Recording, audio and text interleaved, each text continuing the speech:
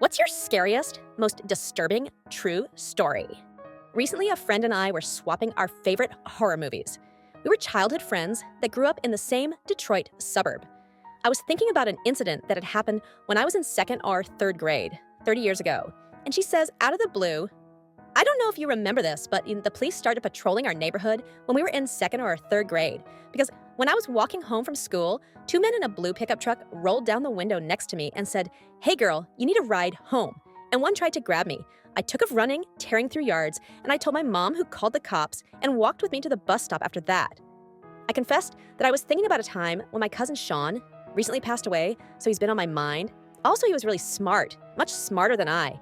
And I were wandering around the neighborhood like kids did in the 80s. This blue pickup truck pulled up to us, and one of the two guys asked us to hop in for a ride.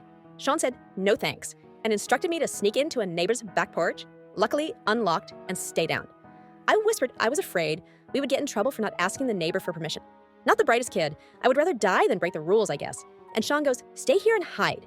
Act like we went inside because we live here." One of the two guys got out of the truck and went into the yard to look for us. We laid low. About 15 minutes later, he left.